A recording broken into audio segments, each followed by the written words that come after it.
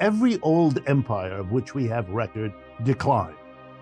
Greek, Roman, Dutch, Spanish, Ottoman, Egyptian, Chinese, Persian, they all declined. Why would one imagine that the American empire, the US empire, the one that's been pretty much the dominant economic force in the world, at least since the Second World War, if not for some decades before that too, why would we imagine it didn't or wouldn't decline? Usually, in declining empires, those empires are led by people who cannot see, who must deny the internal reasons their empire is declining. Too great a gap between rich and poor. Too great a gap between those who run the society and those who are governed within it. They don't want to face their difficulties internal, so they externalize them. They constantly think their danger is external. You know, the Romans kept talking about the barbarians beyond their borders. Wow. They even called Christians an external threat until they decided to adopt Christianity, bring the external inside in the hopes to control it better. Did it work? No. The empire, the Roman Empire, disappeared anyway. And we remember the British Empire too. It also declined. It desperately tried to externalize the problem. For example, it denounced the United States. We weren't the US then. It tried to stop the United States from becoming independent. Went to war twice. 1775, again 1812. Wow. And it tried to blame every other country it could think of, other empires, the French, the Dutch, the Russian. That's what World Wars I and II were about. The British Empire against upstarts they felt threatened. They always thought it was the external. It wasn't. It was the internal, or at the very least, the interaction between them. And now we come to the US empire. It doesn't want to face the fact that in the decline of other empires, wars were like punctuation points along the road of decline, because you kept saying it was external. So now we are threatened, we in the Americas, in the United States, by foreigners. We always were. We always, as a nation, saw the danger outside, like all those empires did. I remember my first visit in Western Massachusetts to the town of Old Deerfield, where they have reconstituted the old colonial houses that existed before the United States was an independent country. And they had little plaques in front of the houses, and I read them. And they're full of stories about how the heroic early settlers battled the savages. That were the indigenous people. That's what they were called. Here were the Europeans coming thousands of miles to take the land of people, and they made them the problem. They were the external people threatening us. And then it was the British who threatened us, even though it was their empire. We were their colony. No. They threatened us. And then it was the Mexicans, wasn't it? And then it was the old Europeans. And in World War I, it was the Germans. And in World War II, it was the Germans again. And then it was the communists in Russia.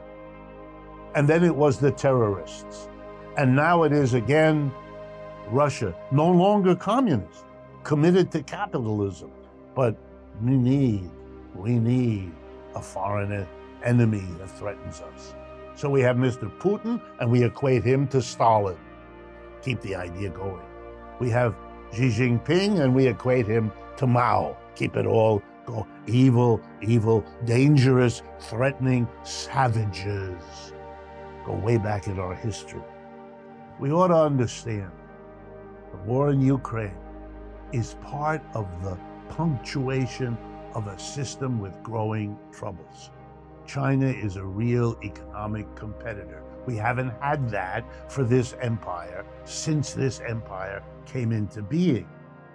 Soviet Union was a small economic unit, tiny compared to the United States. It was never a real competitor. Now we face one, and it is growing faster than we can. And that's been true for 30 years now. We are in a problem position. A unipolar world, US on top, is becoming a multipolar world, contesting empires. And not just the US and China, Europe, as I tried to suggest, trying to find some way to survive in this multipolar world. But that means that the US empire is in decline. We can dance and pretend all we want around it, try to keep up the denial. But if you remember that denial didn't work well for all those other empires, you might at least open the possibility that it's not working well for us either. And in an era of nuclear weapons, do we really want to reproduce the history of the other empires that shrank, that had to face rising other empires in that long list I began with? Or maybe we can learn something, a lesson. It took the British 2 wars to stop trying to reverse the growth of the United States. After the second loss in 1812, the British gave up. And they worked out a peaceful coexistence so that the rest of the 19th century, and even into parts of the 20th, the United States could grow quickly and the British could hold on, at least, to much of the wealth their empire had accumulated. World War II, they lost it, but they kept it a long time by not having war with the new emerging empire. The lesson it took the British 2 wars to learn, maybe the United States can learn it without the wars. Ukraine makes me worry. Maybe the lesson hasn't been learned.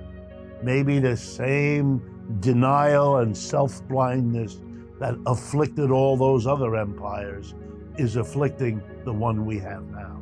But if we think a little bit about the great power struggles in a capitalist world, if we recognize that inside the United States, the effort of those at the top to shift the burden of a declining empire onto the rest of us by cutting our wages and cutting our standards of living. I'm sitting here in New York City speaking to you, having just heard about all the nurses that went on strike to close the health system and hospitals of this great city in this country. And it's not because of the details of the nurses and the hospitals. It's a system that can't function at home, but can't face that reality, pretending its problems are abroad and therefore causing its end to come sooner than it otherwise might. I hope these perspectives are of interest to you, help you navigate the world we live in. And as always, I look forward to speaking with you again.